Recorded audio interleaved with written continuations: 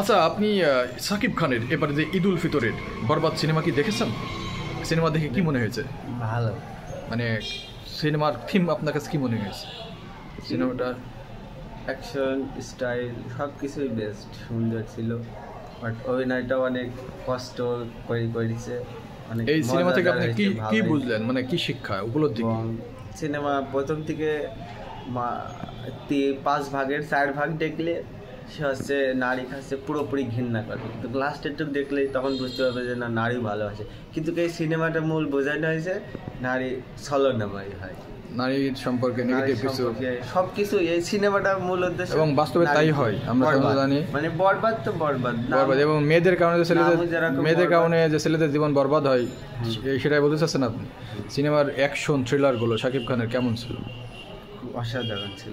Dialogue ওই জিল্লু মালদে, এটা কেমন লাগছে? এটা মুভি দেখার সময় ভালো লাগছিল, কিন্তু পরবর্তীতে এতটা ভাইরাল হবে ভাবেননি আসলে।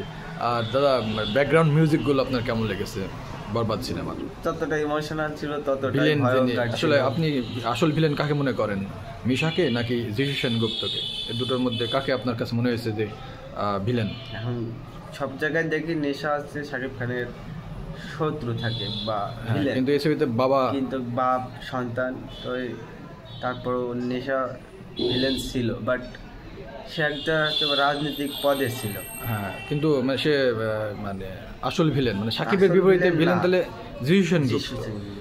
তার যে চাহনি বা স্টাইল, কথা বলা, বা আমরা দেখলাম হরর একটা ভয়ঙ্কর মুভমেন্ট ব্যাকগ্রাউন্ড মিউজিকে, সেটা আপনার কাছে কেমন লেগেছে? ভালো, বা চাইনার কোয়ালিটি আর কি, ইন্ডিয়ান মুভি। আপনি কি মনে করেন যে বাংলাদেশের সিনেমা দিন দিন আগে চেয়ে উন্নত হয়েছে, দেখার মতো মানসম্মত হচ্ছে? আগামীতে আপনি কি ধরনের সিনেমা চান শাকিব খানের কাছে? মানে এ ধরনের, বা ইচ্ছাটা আরো ভালো উন্নত। তাই আপনার নামটা কি? আমার নাম জিহাদ। ওকে, ধন্যবাদ, ভালো থাকবেন সব সময়।